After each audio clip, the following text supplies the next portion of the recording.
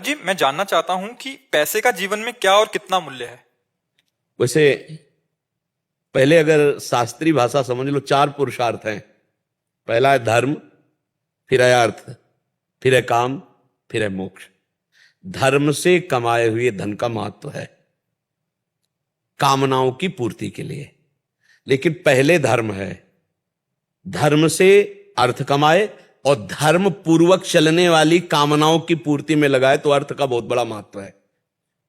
और अर्थ अपने परिवार का पोषण, अपने शरीर का पोषण, ये दूसरे। और सबसे पहले अर्थ का सो धन धन्य प्रथम गति जाकी। कहीं उसको कोई दूसरा बीमार है, कोई दूसरा ऐसा जिसकी कोई सेवा करने वाला नहीं, अगर उसमें अर्थ लग जाए तो प्रथम लग गया, वो धन्य हो गया। परहित में जो लगा हुआ धन है, हाँ, उससे बड़ा कोई धर्म नहीं होता। परहित से इस धर्म नहीं भाई। तो जो दूसरों की सेवा में धन लगाया जाता है वो नंबर एक का, और फिर जो अपने परिवार की सेवा में, वो पद्धति दूसरे नंबर पे आ जाती। पर वो धर्म पूर्वक कमाया हुआ धन, धर्म पूर्वक। अगर अधर्म शब्द है तो फिर वो धन नाशकारी होगा, क्योंकि अधार्मिक पुरुष की कामनाएं अधार्मिक ही होती हैं और उनमें खर्चा किया हुआ धन दुर्गति को प्रदान करने वाला होता है। पहले धर्म, फिर है अर्थ, फिर है कामना की पूर्ति, काम, और फिर है मोक्ष।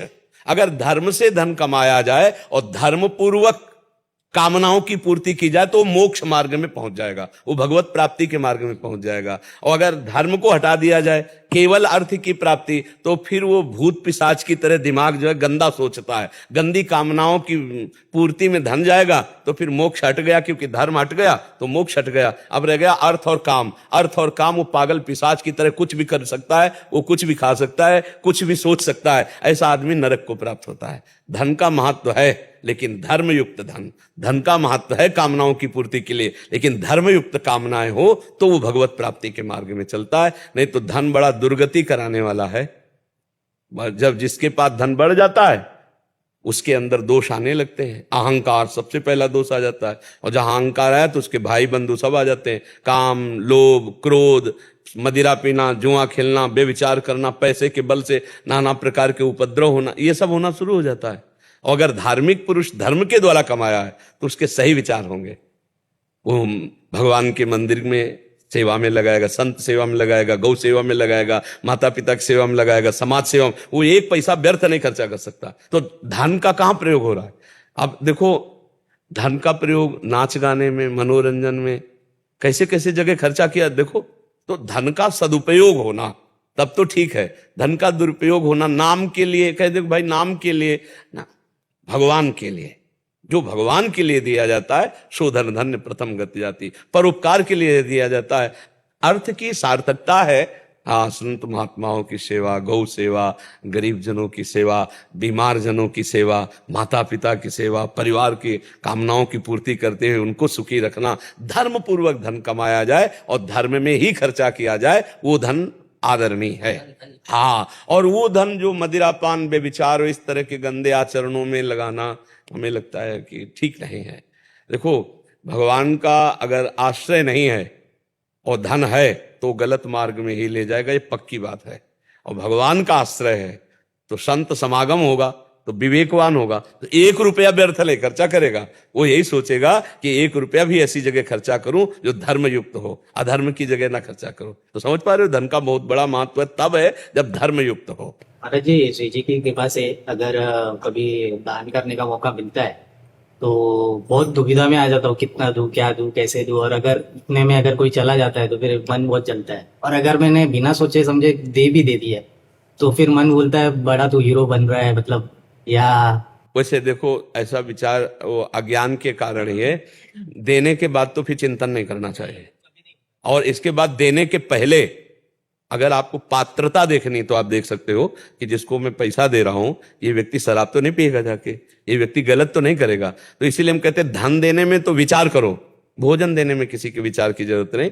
अगर कोई भूखा है, कोई प्यासा है, हम पानी पिला देते हैं, भोजन दे देते हैं, वो उसमें कोई पाप की संभावना नहीं। मान लो हम कोई भूखा कह रहा, खवा दीजिए, हम 4 पैसे की रोटी दाल दे के खवा देते हैं। रुपया देने में थोड़ा बुद्धि रखने की जरूरत है। महाराज जी, जैसा आपने बताया कि किसी को पता ना चले, वैसा ही करता हूँ, लेकिन खुद को पता रहता है, इसलिए ना मन ऐसा बोलता है कि मतलब तू बड़ा बनने की कोशिश। नहीं नहीं, उस समय आप सोचिए कि भगवान के तो दिया, कैसे दिया जाता है जानते हो?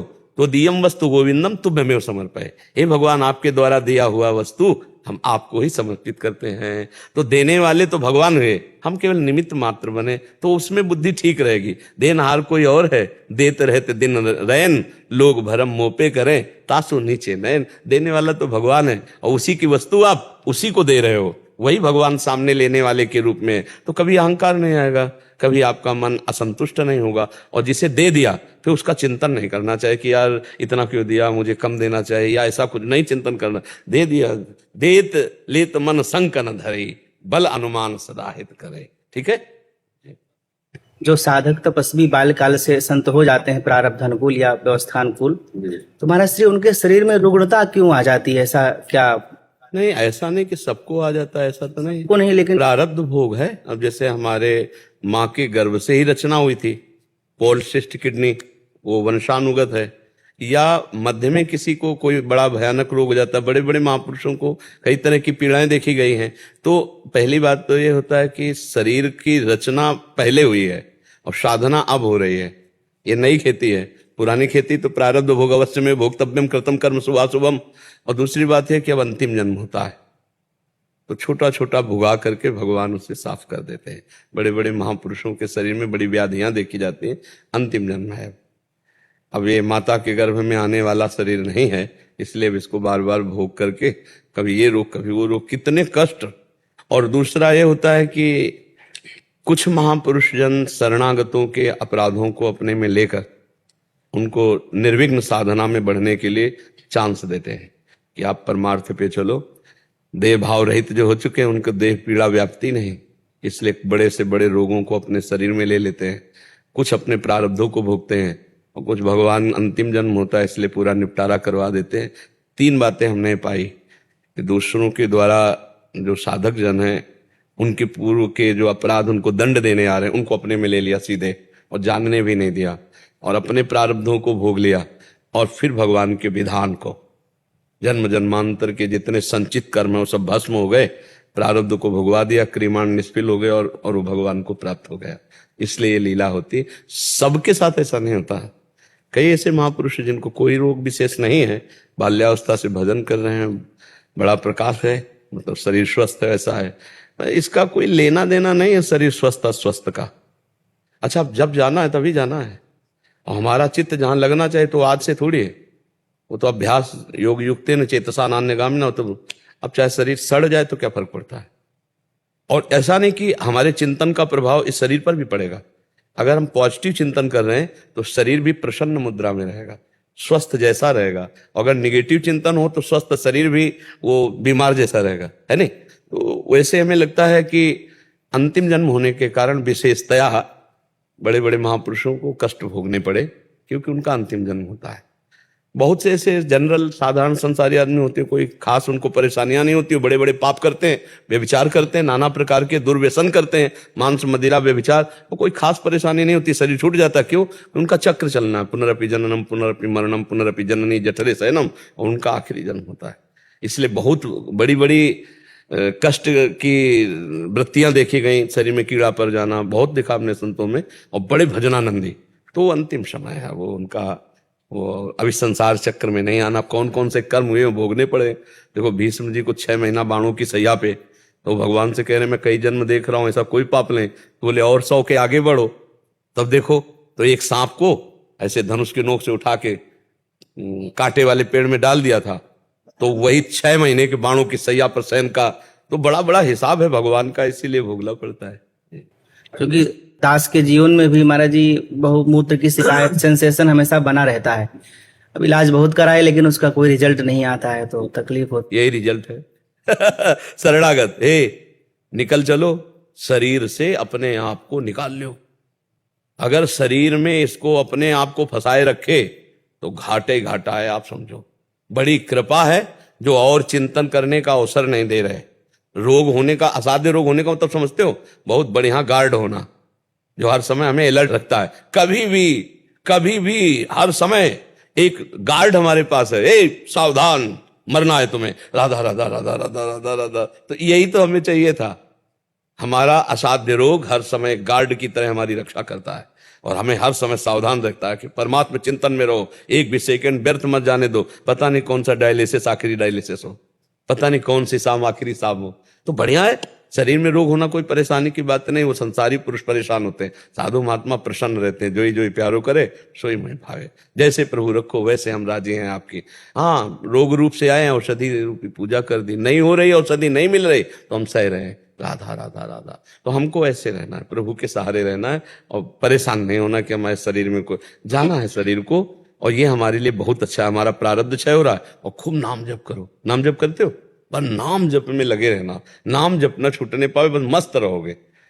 हम सही कहते हैं, हमारे अंदर ऐसा उत्साह रहता है हर समय कि हम मतलब आपको कैसे बताएं, हर समय उत्साह रहता है।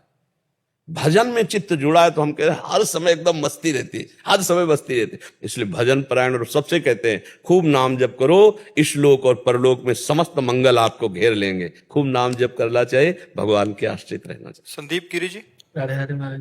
राधे राधे महाराज जी। मैं पेशे से एक पशु चिकित्सक हूँ, और जब हम जैसे गाय या भैंस का इलाज करते हैं तो कभी कभी उनकी मृत्यु हो जाती है, तो हमारी बहुत निंदा की जाती है और मुझे बहुत कष्ट होता है, लगता है सब कुछ छोड़ दूं, मेरा मन नहीं लगता हमारे। नहीं, आप क्या सम्यक ज्ञान नहीं रखते पशु चिकित्सा का? रखते हैं तो आप फिर तो मनुष्य की भी मृत्यु हो जाती है। मृत्यु तो होना है। अगर डॉक्टर अपना सम्यक ज्ञान का प्रयोग करके असफल होता है बचाने में, तो मृत्यु से डॉक्टर थोड़ी बचा सकता है। बचने का संयोग हो तो उसकी दवा काम कर जाएगी, नहीं तो जैसे लोग डॉक्टरों को कुछ डॉक्टर ऐसे हैं जो मतलब अर्थ की प्रधानता रख करके मरीज के साथ सही व्यवहार नहीं करते हैं। बकाया हमें लगता है कि ज्यादा दोषी नहीं है, क्योंकि अपना कर्म भोग है। और अगर हमारी मृत्यु इसी मिनट में है तो दुनिया का सब डॉक्टर एकत्रित हो जाए तो हमें नहीं बचा सकता है। नहीं तो अगर आप पूरा प्रयास करते हैं पशु चिकित्सा का और वो नहीं बचता है तो लोग भले गाली दे दे, लेकिन आपको दुख नहीं होना चाहिए, क्योंकि आपने पूरा प्रयास किया है। यदि आपके ज्ञान में कमी है और आपके ज्ञान की कमी के कारण उसकी मृत्यु हो जाती है, तो फिर आपको अभी डॉक्टरी और पढ़नी चाहिए, आपको और उस पर सर्च करना चाहिए कि हम अच्छे डॉक्टर बने, हमारे द्वारा कमी ना हो। और यदि आपको सम्यक ज्ञान है पशु चिकित्सा का और आप पूरा प्रयोग करते हैं, पशु नहीं बचता है, तो आपको फिर शोक नहीं होना चाहिए, क्योंकि आप अपना प्रयास कर रहे हैं। अब ऐसे तो मनुष्यों की भी मृत्यु हो जाती है, क्यों हो जाती ना? डॉक्टर क्या करे? डॉक्टर कोई ब्रह्म थोड़ी कोई बचा देगा भाई, जितना कार्य है उसका जितनी जानकारी उतना कर दे। डॉक्टर भी तो मरते हैं। तो इसलिए बस सावधानी रखिए और अंदर से इतना मत टूट जाइए कि पशु चिकित्सा का ही आप भाव छोड़ दें। ऐसा नहीं ठीक है, क्योंकि कोई भी तैयार होता है तो बड़ी मेहनत से तैयार होता है। आप एक अच्छे डॉक्टर तैयार हुए हो तो आप हजारों पशुओं को बचाते भी तो हैं। ऐसा थोड़ी सब पशु मर ही जाते हैं क्या? नहीं, कोई तो मर गया तो मान लो उसका संयोग है, अब उसको जाना है, आप प्रयास कर रहे हैं, नहीं बच पा रहा, वो बात अलग है। आपके द्वारा ऐसा थोड़ी कि जितने पशुओं की आज तक मरी गए सब है। नहीं, ऐसा हो तो बात फिर समझना पड़ेगा कि चाहे जितना भला पशु हो, आपके हाथ पड़ा तो गया वो, मतलब तो फिर समझना पड़ेगा कि डॉक्टरी में कुछ कमी है। नहीं तो ऐसा नहीं है। ऐसा संयोग तो मनुष्यों के डॉक्टरों में भी हो जाता है कि वो प्रयास किए असफल रहे। जी। हरिओम तिवारी जी अयोध्या जी से। महाराज जी सादर प्रणाम। महाराज जी एक जिज्ञासा है, ग्रंथों में संजन कहते हैं कि अहिंसा परमो धर्म। महाराज जी इनका भाव है कि अहिंसा परम धर्म कहते हैं, बट हाथ देखा जाता है कि धर्म के नाम पे बहुत सारी लड़ाइयाँ झगड़े होते हैं। और फिर जब हम कथा करने आदि जाते हैं तो लोग कहते हैं कि जब हम उपदेश करते हैं उनको कि अहिंसा परम धर्म है, तो कहते हैं राम और रावण का भी युद्ध हुआ था, महाभारत का भी युद्ध हुआ था। तो महाराज जी इस पे हम कैसे? अहिंसा परमो धर्मा है, लेकिन ये बात समझनी पड़ेगी कि अहिंसा का स्वरूप क्या है।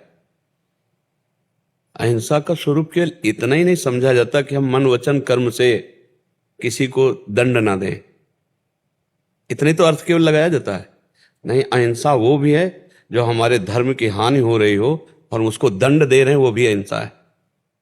हमारे राष्ट्र की, हमारे धर्म की, हमारी मर्यादा की जो कोई हानि कर रहा हो, जो हमारे द्वारा रक्षणीय है, जो हमारे शरणागत हैं, उनकी कोई हानि कर रहा हो तो उसको शासन में लेना, उसको मृत्यु दंड तक दे देना, ये भी अहिंसा ही होगी।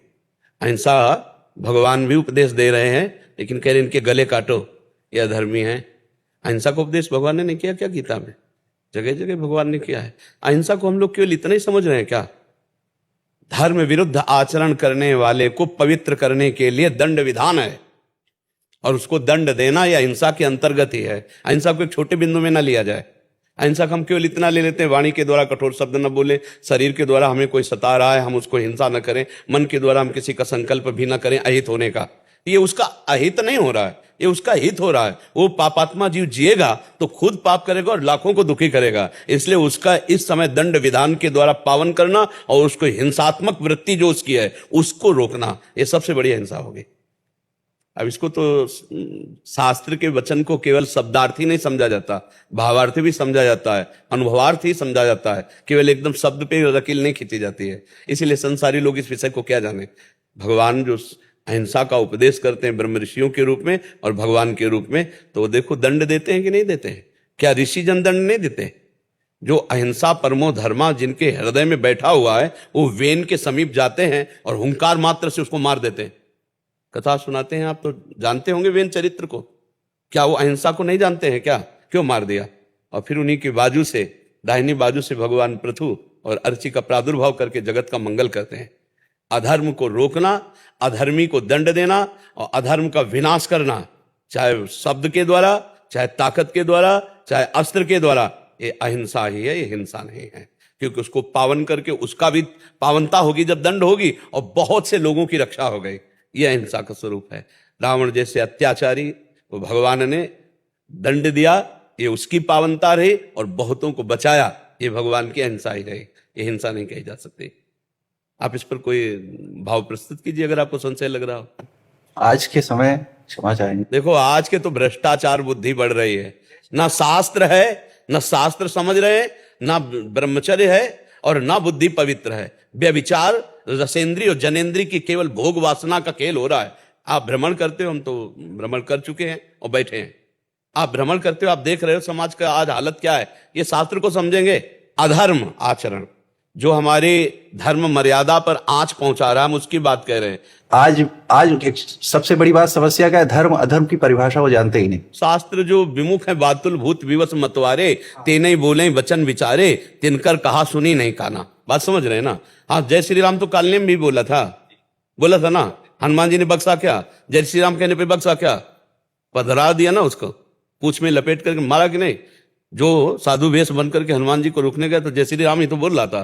तो जय श्री राम केवल तुम बोल रहे हो और मनमानी पापाचरण कर रहे हो, तो तुम कालनेम के परिकर के हो, तुम हनुमान जी के परिकर के नहीं हो, तुम राम जी के परिकर के नहीं हो। राम जी की बात को समझो, हनुमान जी की बात को समझो, तब होगा। नहीं तो कालनेम भी तो राम बोल रहा था, जय श्री राम जय श्री राम। हनुमान जी ने पूछ में लपेट के श्री राम जी के पास भेज दिया, पधरा दिया ना, उद्धार कर दिया ना। जिसकी बुद्धि शास्त्र सम्मत नहीं है, जो स्वयं धर्माचरण नहीं करता है, जो भजन नहीं करता है, जो धर्म शास्त्रों के रहस्य को नहीं जानता है, इन बकवादी लोगों की हम बातों को नहीं सुनते, नहीं मानते, इनको हम न जानना चाहते हैं। अगर ये हमें जानना चाहते हैं, यदि हमारे भगवान को जानना चाहते हैं, तो आओ और अध्यात्म को सुनो और समझो, फिर आप करो। जो धर्म की हानि कर रहा है, पहली बात तो यह कि आप राजा नहीं हैं कि आप निर्णय करें। दूसरी बात यह है कि अगर कोई ऐसा विधान है, आपको लग रहा है कि अधर्माचरण, तो हमारा कानून है, आप कानून को समर्पित कीजिए, है नहीं? कानून को समर्पित कीजिए। हम भगवान की मर्यादा को समझने के लिए पहले भगवत चरित्रों का अवगाहन करें, कानून से सुनकर मनन चिंतन करें, शास्त्र को हम श्रवण करें। इसीलिए वेदो नित्यम अधीयताम, आचार्यों का आदेश है, संगासत्सु विधीयताम, महावाक्यार्थस्य विचारिताम, एकांतेषु मात्यताम। एकांत में बैठकर भगवान का। अब ये कहाँ रह गया है? हम तो बार बार व्यथित होते हैं इस बात से कि हमारे जो युवा पीढ़ी है वो ये girlfriend, boyfriend, live in relation और ये इंजेक्शन आदि की जो व्यसन वृत्तियां बहुत तरह, ये हमारी नई पीढ़ी को बहुत बर्बाद कर रहे हैं। अब इनके अंदर जो व्यसन की प्रवृत्तियां, व्यभिचार की प्रवृत्तियां, ये धर्म को क्या जाने, ये क्या जाने? ये उग्र स्वभाव मतलब हानिकारक अपने लिए भी और हमारे समाज के लिए भी हानिकारक है। देखो, हमारा जो धर्म है वो सबको आदर देने वाला है। जैसे भूमि है ना, इसमें सबको ही रह रहा है। क्योंकि जाने बिनु न होए प्रतीति, बिन प्रतीत होए नहीं प्रीति। तो आज के समय में जानना ही नहीं कोई चाह रहा है। आपके माध्यम से वैसे बहुत जान रहे हैं, बहुत जान रहे हैं। हमें लग रहा है लाखों लोग सुलझ रहे हैं। अब तो किसी योग्य नहीं है, पर इतना जरूर है कि भगवान के आश्रित हैं, तो भगवान अपने निजजन की वाणी को वही पहुंचा रहे हैं, वही सबके हृदय में वैसे प्रभाव दे रहे हैं। करें करावें आप सब जने बढ़ाई दें, कर तो वही रहे हैं और बहुत बदल रहे हैं। अगर हम प्रयास करेंगे तो हमें लगता है कि हम बदल सकते हैं, क्योंकि हम भगवान के जन हैं। अगर हम सच्चाई से चलेंगे तो हम बदल सकते हैं। अगर हम एक एक बदलना शुरू करें अपने लोग ना, तो हम बहुतों को बदल देंगे। महाराज, सबसे ज्यादा हमें जैसा कुछ पकड़ में आ रहा है आपके कथनानुसार, हम उपदेशकों की कमी हो रही है। हम जो उपदेशक हैं उसको व्यापार बना रहे हैं। हम जो उपदेशक हैं वो अपनी वासनाओं की पूर्ति का खेल खेल रहे हैं, इसलिए हमारे उपदेशों का कोई प्रभाव नहीं पड़ता है। अगर हम उपदेशक जगत मंगल के लिए बने, अगर हम दूसरों को स्वयं चख के बोल करके दें, जो हम शास्त्र पढ़े हैं वो हमारे जीवन का अनुभव हो, भले हमारे अंदर विद्वता नहीं, लेकिन हम जो खाया है वही बोल रहे हैं, तो निश्चित प्रभाव पड़ेगा। पूरा हलवा का वर्णन कर दिया, कभी बैठकर तसल्ली से बना के पाया? बोले नहीं, तो तुम्हारा वर्णन किस काम में आएगा, किसके ऊपर प्रभाव डालेगा? एक बार पहले तसल्ली से बनाते और बना के फिर हलवा पाते, और फिर जब हलवा का उपदेश करते तो तुम्हारे रोम रोम से हलवा का स्वाद दूसरों को आकर्षित कर लेता। तो कम से कम भगवदानंद का थोड़ा अनुभव हो तब तो है। अब यहाँ सब धन का, मान का, भोगों का बहुत आकर्षण चल रहा है। अब क्या एक गृहस्थ इस कथावाचक हो सकता है जो कथा से कोई नहीं लेना है? नहीं, भगवान की चर्चा गृहस्थ या विरक्त से मतलब नहीं है। भगवान की कथा करने का अधिकार सबको है जो आचार्य परंपरा से जुड़ा हुआ है। आचार्य परंपरा, गुरु परंपरा से जुड़ा हुआ है, वैदिक सिद्धांतों के अंतर्गत है, वो चाहे गृहस्थ हो या विरक्त हो, उसका अधिकार है। ये हम कहीं नहीं आज तक पढ़ा कि वो विरक्त वक्ता ही होना चाहिए। श्री सुखदेव जी जैसे केवल वक्ता, वो तो अद्वितीय है, ऐसा नहीं है। कोई भी भगवान की कथा कर सकता है। वो कौन? जो वैदिक सिद्धांत से जुड़ा हुआ आचार्य परंपरा से, उसमें हम कोई शब्द रख रहे हैं, कोई शब्द जनरल में नहीं रख रहे हैं। और उसको चाहिए कि भगवत प्रसन्नता के लिए भगवत चर्चा करे, और भगवत कृपा से उसका भरण पोषण अपने आप होगा, अपने आप भरण पोषण होगा। विश्वास दृढ़ हो, बिनु विश्वास भगति नहीं है। ये बात हमारे हृदय में बैठ जाएगा तो भगवान जब हमारे अधीन हो जाएंगे तो यार रह क्या जाएगा? जिसके अधीन भगवान है उसके अधीन क्या नहीं हो सकता। यही तो हमारी कमजोरी हो रही है हम सबकी। आज युवा की स्थिति जो हो गई है महाराज, बहुत अच्छी हो जाएगी। आप तैयार हो, हम तैयार हो रहे हैं, 4 और तैयार होंगे, 100 तैयार होंगे, 500 तैयार होंगे, 1000 सुधर जाएंगे। हमें अपनी कमजोरी ठीक करनी है। अगर हम आप सुधर गए तो बहुतों को सुधार देंगे। होता क्या है महाराज, जैसे आप कहते हो कि आज हजारों बर्बाद हो रहे हैं, वो कह रहे हैं हजारों बर्बाद हो रहे हैं, लेकिन सुधरना हम आप शुरू करें। हम आप शुरू करें सुधरना, तो हम पूरे विश्व को सुधार सकते हैं। आप पक्की बात समझ लीजिए। अगर हम आप बिगड़ना शुरू करते हैं, हम ऊपर ना थोपें किसी के, हम आप सुधरना शुरू करें, हमारी गलती है, हम धर्म उपदेष्टाओं की गलती है, जो हम अपने आचरणों से इतने भ्रष्ट हो रहे हैं, इतने गिर रहे हैं कि वो सामने वाला श्रद्धा ही खत्म कर दिया है। और ऐसी सीरियल, ऐसी नौटंकी नाटक दिखाए जाते हैं कि उपदेष्टाओं के प्रति आस्था ही नहीं रह गई, साधु महात्माओं के प्रति आस्था ही नहीं रह गई, तो गलती हमारी हो रही है। ये धर्म भ्रष्ट आचरण हमारे द्वारा जो होते हैं ना, हम प्रवक्ताओं के द्वारा, तो वही सब मिटिया मेट कर देते कि ये क्या है, खुद ऐसे है। आजकल का युवा जो है सिर्फ छोटी सी लालच के लिए कितना बड़ा नुकसान कर रहा है। ये बात सब लोग समझ जाए तो अच्छा है कि आपका किया हुआ शुभ और अशुभ कर्म ही आपको सुख दुख दे सकता है। बाहरी किसी की भी ताकत नहीं है। आपका अगर कर्म भ्रष्ट है तो आपको दुख भोगना पड़ेगा। और आप किसी को कुछ मत करो, भगवान का नाम जप करो, धर्म पूर्वक आचरण करो, किसी का अहित ना करो, आपका आशीर्वाद ही आशीर्वाद की भीड़ आपके ऊपर लग जाएगी। मेरे रघुनाथ जी से लोग क्यों नहीं सीखना चाहते? भगवान से विमुख कर रहे हैं। ये जो हमारे आचरण है ना, ये आचरण भगवान से विमुख कर रहे, तो पापवंत कर सहज स्वभाव, भजन मोर ते भाव लकाओ, जो पे दुष्ट हृदय सोई हुई, मोरे सन्मुख आओ कि सोई। भगवान से इसीलिए विमुख हो रहे। पर हमें धन्यवाद आपको देना है कि आपके हृदय में हमारे समाज के लिए पीड़ा है। अगर हम 4 लोग मिलकर ऐसे ही समाज के लिए वास्तविक, तभी देखो समाज का हम हित कर सकते हैं, जब हमारा लोभ न हो। अगर लोभ होगा तो फिर वो ड्रामा हो जाएगा, वो समाज हित नहीं होगा। बस इतना समझ लो। वो असफल हो रहे हैं, वो अपने जीवन में भी सफल नहीं हो पा रहे हैं, क्योंकि वो गलत दिशाहीन हो। लेकिन हम देख रहे हैं बहुत नौजवान बदल रहे, क्योंकि ऐसे ऐसे आते कहते 40 वर्ष से मैं शराब पीता था, कभी जिंदगी में छोड़ सकता हूं, ऐसी मेरी भावना ही नहीं थी, पर मैंने जब से सुना तो छोड़, बहुत बदलाव हो रहा है। तो अगर हम 10-5 लोग ऐसे प्रयास करें तो हमें लगता है कोने कोने में हम ज्ञान दीपक जगा सकते हैं। आप सिर्फ यही मैसेज मैं तो चाहूंगा आज कि आज जो युवाओं की जो दिशाहीनता हो गई है, जो युवा दिशाहीन हो गया है, आज जो रामचरितमानस और गीता जी का आश्रय नहीं ले रहा है, कम से कम एक पन्ना तो रामचरितमानस का यदि अर्थ सहित एक दिन पढ़ेगा, तो मुझे लगता है कि जिस दिन यत पूर्वम तक पहुंचेगा उसके जीवन में क्रांति आ जाएगी। हम चाहते हैं जैसे आप लोग नौजवान हैं, आप लोग शास्त्र ज्ञान रखते हैं, तो आप लोग जा जा करके निष्कामता, आप ये समझो निष्कामता ही घसीट सकती है। आज जो इतनी चरित्र भ्रष्टता है, मोबाइल में देख लो, मन में चिंतन करो और शरीर में आप क्रिया में उतार लो, कोई बहुत सहजता है ये, और मर गए फिर किसी काम में। जिसका ब्रह्मचर्य नष्ट हो गया, जो अजितेंद्रिय है, वो भगवत उपदेशक सफल नहीं हो सकता, वो भगवत उपदेशक सफल नहीं हो सकता, अजितेंद्रिय भगवत उपदेशक सफल नहीं हो सकता, क्योंकि वो विषयों की विलासिता में तो क्या भगवदानंद का अनुभव करेगा।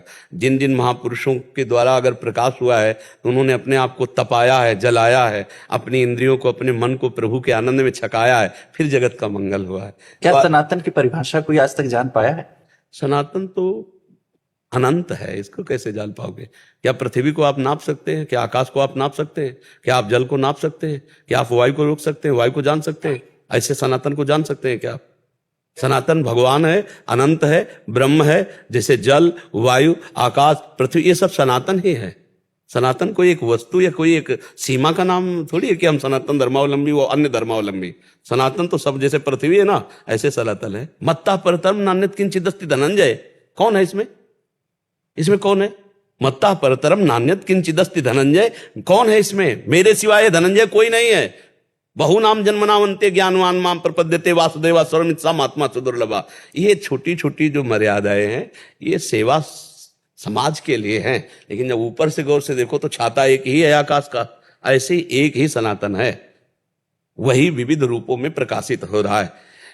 कहीं किसी की भी उत्पत्ति आप पढ़ो सनातन से है, किसी की उत्पत्ति पढ़ो, सब सनातन ही है। सनातन के सिवा कौन है? ये आपको बात लगता है? युवाओं को कब समझ में आएगी सर? जब वो बात सुनेंगे, समझेंगे, बैठेंगे तब। कई बार सनातन के विषय में जब चर्चा की तो हम कहा छोटी छोटी मेड़े हटाओ भाई। अब समय की मर्यादा है, नहीं तो चर्चा, प्रश्न, पीड़ा तो बहुत ज्यादा है।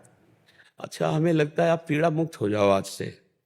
हो यही सोई जो राम रचि राखा, को करी तर्क बढ़ावे, अस कही जपन लगे हरि नाम। बढ़िया, रुक जाओ। हमको क्या करना है? नाम जप करते हुए हे मंगल भवन, हम ये चाहते सर्वे भवन्तु सुखिना। हाँ, तो सब मंगल होने लगेगा। आपकी दृष्टि मंगल हो जाए तो सब मंगल होने लगेगा। नहीं, आप कब तक परेशान रहेंगे?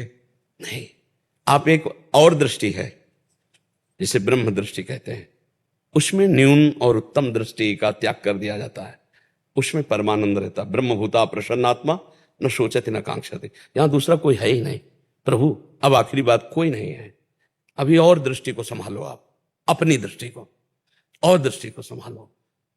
बहुत आपको याद होगी, जड़ चेतन जग जीव जत सकल राम मैं जानी, बंदो सबके पद कमल सदा जोरी जुग पान। कमी कहां हो रही मेरे अंदर?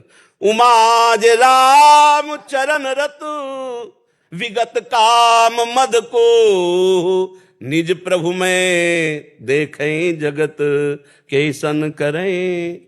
अभी आनंद हो जाओ, अभी आनंद हो जाओ। ये न था, न है, न रहेगा। न था, न है, न रहेगा। ये दीर्घ स्वप्न है, सत्य नहीं है। उमा कहूं मैं अनुभव अपना, सत हरि भजन जगत। काहे को सपने की चर्चा में समय व्यर्थ कर रहे हैं? आओ सत्य में नाचो थोड़ी देर। ये बात समाज की कर ली, इसके बाद अपने स्वरूप में। वही था। और अपने, हमको किसी चीज की कोई अपने संशय स्वरूप है में आ ही जाओ, नहीं। अपने स्वरूप में आ जाओ। ब्रह्म भूता प्रसन्नात्मा न सोचति न कांक्षति। आई नहीं, दीर्घ स्वप्न है ये, कुछ नहीं। न सत न असत, केवल मैं ही मैं, या केवल तू ही तू। और मैं तू में तो फंस जाओगे फिर। मैं और मोर तोर तय माया। या तो तू ही तू, या तो तू ही तू, और या फिर मैं ही मैं। तू ही तू भक्ति, मैं ही मैं ज्ञान। एक में आ जाओ, मैं तू हटाओ, शांत हो जाओ। जो आपसे करवा रहे हैं आप कीजिए, जो हो रहा है उसे देखते रहिए, तभी मस्त रहेंगे। नहीं तो महाराज और सुधरे न सुधरे, आप बिगड़ जाओगे, आप असंतुष्ट हो जाओगे, आप अशांत हो जाओगे, ले हो जाओगे। आखिरी बार अपने कनक भवन सरकार की तरफ से आपको बहुत बहुत स्नेह, बहुत बहुत जय सिया राम। राधा वल्लभ श्री हरिवंश गुरुदेव, आपके चरणों में कोटि कोटि प्रणाम। गुरुदेव, महाराज जी ये कहना चाहते हैं कि इन्होंने इनको किसी और उसमें जुड़े थे, कहीं जुड़े थे, बट कहते हैं इनको आपका सत्संग बहुत अच्छा लगता है और हृदय से आपको गुरु मान लिया, बट अभी कहाँ जाए समझ नहीं आ रहा इनको। कुछ नहीं, वो कहीं छोड़े या कहीं ये पकड़े? जानने की जरूरत नहीं है। जहां भी जुड़े हो वहां भगवान का नाम मिला होगा, रामकृष्ण हरि, वो नाम जप करो, सत्संग सुनो, खत्म खेल। गुरु उनको मानो जिन्होंने नाम दिया है, और सत्संग सुनते रहो। सत्संग आपको रास्ता बता रहा है, और नाम गुरुदेव ने दे दिया, खत्म खेल। अब क्या कि मतलब हम जिसका सत्संग सुनते जाएं उसी को गुरु बनाते चले जाएं, ऐसा थोड़ी सिद्धांत है। सत्संग तो हमारा किसी का भी संत महात्मा का अच्छा लग सकता है, सत्संग है तो हम सुने और सतमार्ग में चले, जो गुरु जी ने नाम दिया उसको जपें, खत्म के। गुरु बदलने की जरूरत क्या है? बस आज हमारा सत्संग अच्छा लगा है, कल और का अच्छा लगेगा, परसों और का अच्छा लगेगा। ये तो एक से एक भगवान का बगीचा है, तो हम बगीचे में ऐसा नहीं एक गुरुदेव का वर्ण किया। सत्संग हम हजारों का सुन सकते हैं, आज्ञा गुरुदेव की पालन करेंगे। जो गुरुदेव ने नाम दिया उनका नाम जप कर रहे हैं, सत्संग सुन करके उसके अनुसार चल रहे हैं, ठीक है। अभी नाम नहीं लिया महाराज जी।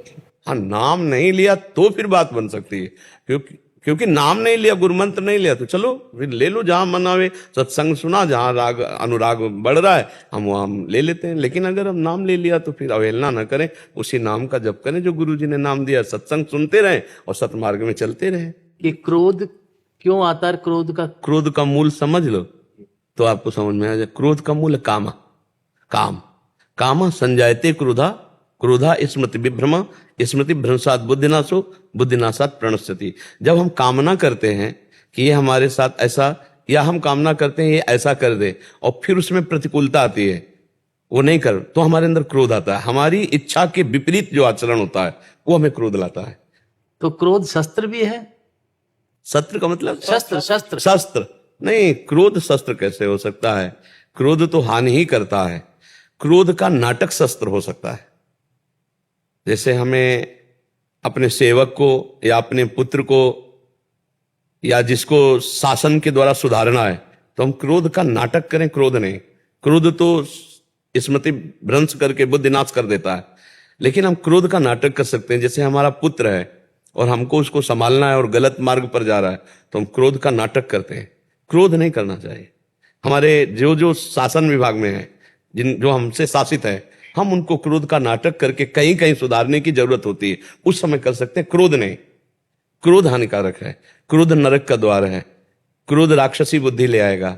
तो क्रोध का प्रदर्शन करना केवल, बस क्रोध ये बहुत बड़ी कला है। अगर आ जाए क्रोध का प्रदर्शन करना, अंदर से बिल्कुल शांत, अंदर नहीं जलन होनी चाहिए, अंदर नहीं, अंदर आ गया तब तो फिर बुद्धि भ्रष्ट कर देगा, फिर तो आचरण बिगाड़ देगा। क्रोध में पुत्र पिता की हत्या कर देता है, पिता पुत्र की हत्या कर देता है। बहुत से आप चरित्र देख रहे हैं संसार में, ये काम और क्रोध के द्वारा ही हो रहे हैं। हमें क्रोध का नाटक करना, प्रदर्शन करना, क्रोध नहीं। अगर क्रोध का प्रदर्शन सही ठीक से किया क्या है तो बहुत सुधार भी हो सकता है, भय से सुधार होता है। कभी कभी महाराज ऐसा लगता है ये सब छोड़ के मैं भी बाबा जी बन जाऊं। बाबा जी बनना कोई खास बात नहीं, अंदर भजन करना खास बात है। बाबा जी बन के क्या करें? समाज सुधार की तो बात कर रहे हैं, समाज के मंगल की बात, तो आप भी तो है ना वही। बाबा जी बनना खास बात नहीं, खास बात है संत हृदय हो जाना, खास बात है भगवान में चित्त जोड़ देना, खास बात है अपनी गलतियों का सुधार करना। बाबा जी बनकर भी तो गलतियां हो रही हैं बहुत से, बाबा जी बनकर भी तो बहुत पाखंड हो रहा है। क्या बाबा जी बन जाने से केवल सुधार हो जाएगा क्या अपना? क्यों? तो बस फिर सही ढंग से चलो।